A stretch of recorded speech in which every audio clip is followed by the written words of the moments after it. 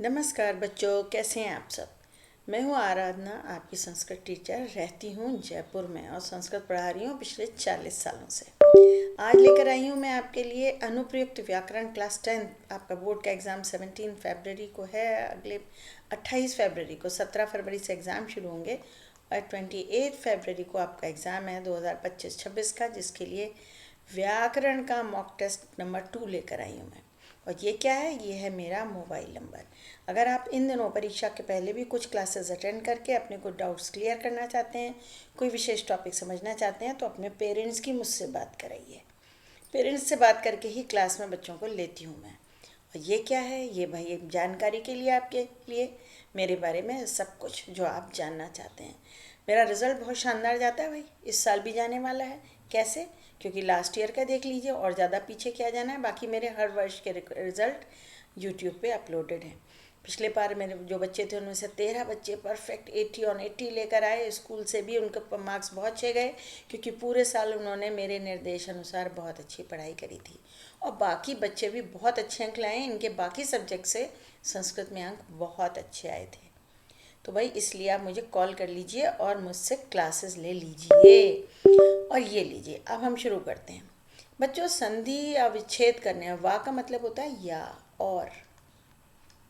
या तो संधि करना है, जोड़ना है, या अलग करना है। इसमें ऑप्शन गिवन नहीं होंगे, आपको ध्यान देना होगा। यहाँ दो शब्द हैं तो यहाँ संधि हो रही है। ये नास्ति उद्यम समः प्लस बंधु। क्यों? क्योंकि ये उत्व संधि है। अगर अ के बाद विसर्ग हो और बाद में कोई तीसरा चौथा पांचवा वर्ण हो, तो तीसरा चौथा प फ ब तीसरा वर्ण है। जनः प्लस तम। अगर विसर्ग के बाद संतरे वाला ता आ जाए तो भाई संतरा संधि होती है जनस्तम। मैंने आपको सिखा रखा है, आप मेरे संधि वाली प्लेलिस्ट देखिए, आपको वहाँ बहुत सारे वीडियोस मिलेंगे। आश्वश्चेत धावने वीरः। अब इन्होंने ये जो क्वेश्चन दिया है ये थोड़ा सा वेग है। यहाँ भी संधि हो रही है, यहाँ भी हो रही है। हम इस पहले वाले को कर लेते हैं भाई। अश्वः प्लस चेत लिख देती हूँ आपकी सुविधा के लिए। त का द हो जाएगा, यशत्व संधि हो रही है, प्लस धावने, ऐसे बनेगा। ये चाशनी संधि है, विसर्ग सत्व संधि जिसे कहते हैं। काचित प्लस यम। अगर प्रथम वर्ण के बाद कोई स्वर या तीसरा चौथा पांच वर्ण आता है, तीसरा चौथा वर्ण, तो ये त जो है वो द में बदलेगा। एक का तीन संधि बोलती हूँ मैं इसको भाई।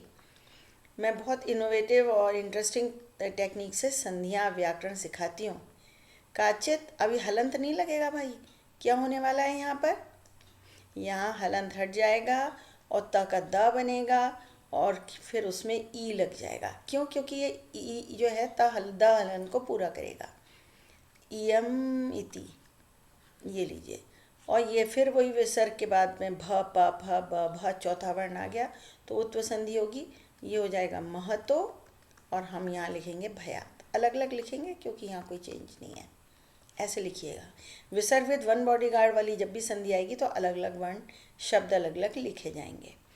अब आ गए हम समास पर। अब सारा पेपर एमसीक्यू है, पर आपको वाक्य का हिंदी अनुवाद ज़रूर करना चाहिए, जिससे आपको विभक्ति पता चल सके। खगकुल द्वारा, खगकुल कलरव द्वारा, खगकुलों का कलरव, खगकुलों के कलरव से गुंजित, तो ये हो गया खगकुला नाम, षष्ठी विभक्ति है। धृत सुख संदेशम, नगर के शोर से घबराए लोगों को सुख का संदेश दो। यानी सुख का संदेश दे रहा है जो, जिसके द्वारा सुख का संदेश दिया जा रहा है। धृता सुख संदेशा येन सह तम। तम क्यों? क्योंकि द्वितीया लगी है, सभी तम है, लेकिन यम सह नहीं आएगा। आगे देखिए, प्रस्तर तले, पत्थरों के तल पर, फिर षष्ठी तत्पुरुष है तो प्रस्तर से वैसे बहुवचन होना चाहिए था, एक ही पत्थर थोड़ी है धरती पर, है ना। लताएं, पेड़ और झाड़ियाँ बहुवचन है। लताह च तर्वह च गुल्माह च। इसे हड़बड़ी मत कर देना, संस्कृत में च बीच बीच में आएगा। मानवाय जीवनम, अब जब समस्त पद बनाना हो तो विभक्ति हटा दो। मानव का जीवन यानी मानव जीवन, हिंदी में भी तो ऐसे ही होता है, मानव जीवनम। यहाँ जीवनाय लिख दिया, ये नहीं है, यहाँ जीवनम है तो हम भी जीवनम पे ख़त्म करेंगे, ठीक है। और देखिए, रमणीया, या आ जो बचा है वो टाप प्रत्यय का है। वितरंती, ये नीप होना चाहिए, स्पेलिंग अशुद्ध लिखी हुई है इन्होंने भाई, तो वितरण नहीं है, वितरंत प्लस नीप। क्योंकि ये अनंतियत बचता है। कुसुमावली, समीर चालिता, समीर चालिता, चालित शब्द है और उसमें टाप प्रत्यय लगा है। चल तो हो ही नहीं सकता था, चाली कोई शब्द ही नहीं है। वर्णीया, फिर टाप प्रत्यय, सारे क्वेश्चन टाप प्रत्यय के दे डाले भाई। धूर्ता, धूर्त प्लस टाप। तलत्वा प्रत्यय नहीं आई है। आगे बढ़िए, बढ़ते चलिए बढ़ते चलिए। अब भाई वाच्य वाला प्रश्न, इसमें हमको फॉर्मूला क्या याद रखना होता है, मैंने आपको सिखाया है। 1 2 प्रथमा द्वितीया तीतहंती और कर्मवाच्य का है तृतीया प्रथमा यते येते यन्ते। एक वचन, द्विवचन, बहुवचन जो भी है। यहाँ कर्ता कर्म पर, कर्ता पर डिपेंड होती है क्रिया, क्रिया का वचन पुरुष कर्ता के वचन पुरुष के अनुसार, और यहाँ क्रिया कर्म के वचन के अनुसार। अब यहाँ यते लिखा हुआ है, यानी यहाँ प्रथमा आएगा। त्वया भी लिखा है, देखो ये फॉर्मूला है। तो गीता। अहम लिखा है, प्रथमा विभक्ति आ रही है यहाँ पर, अहम। तो पठामी, तीतांती सी थ आमी अवाम। त्वम कदा, त्वम लिखा है, फिर पहला फॉर्मूला है, तो पठसी।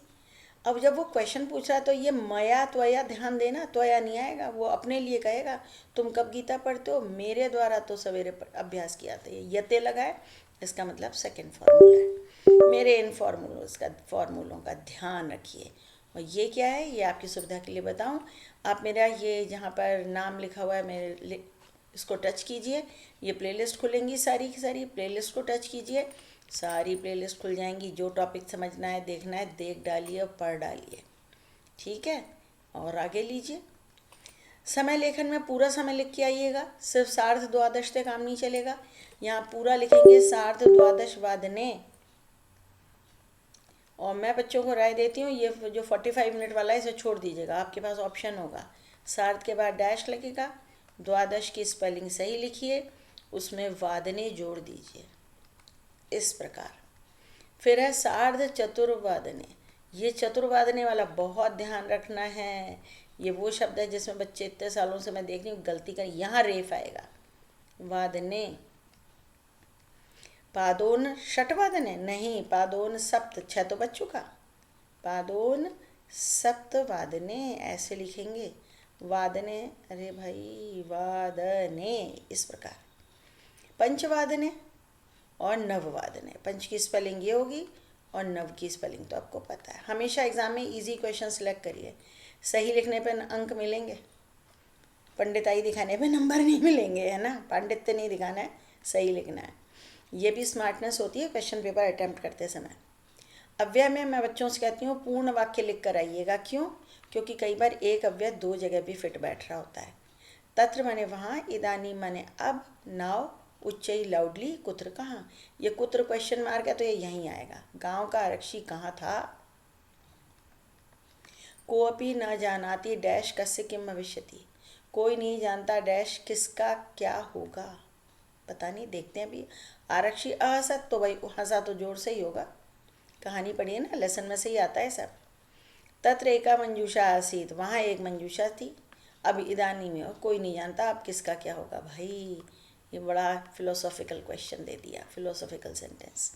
हमेशा जो सही फिट बैठ रहे हो, आसान, 100% श्योर हो, वो सेंटेंस करिए। 3 पूछे गए, 3 ही करिए।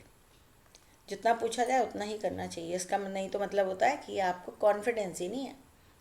त्वम खादसी होना चाहिए, ये बहु प्रथम पुरुष है, ये भी प्रथम पुरुष है। त्वम हमारा मध्यम पुरुष है ना। वह पेड़ सींचता है, यानी पेड़ों को सींचता है, द्वितीय होनी चाहिए थी, ये द्वितीय है। माता और पिता, आगच्छन्ति क्यों हो गया, 2 ही लोग तो हैं, आगच्छता होगा। भवान, यह देखो भूतकाल है, आसीत। और भवान माने होता है आप, ये प्रथम पुरुष एक वचन होता है, ठीक है। तो आसीत होगा। आगे बढ़िए, और क्या पढ़ रहे हैं ये देखिए कि यहाँ मैंने कहा है भाई, अगर सब कुछ अच्छा लगता है तो सब्सक्राइब करना तो बनता है। अपने साथियों के साथ शेयर करते जाओ, क्यों, उनको भी तो लाभ मिलना चाहिए, ज्ञान बांटने से बढ़ता है। नीचे टेलीग्राम ग्रुप का लिंक है, उसे अवश्य ज्वाइन कर लीजिए। आपके काम के वीडियोस वहाँ भी आते रहते हैं, अपने प्रश्न भी वहाँ पूछ सकते हैं, और अपने कमेंट्स तो मुझे भेजते ही हैं आप। तो बस आज के लिए बहुत काफ़ी है। बाय बच्चों।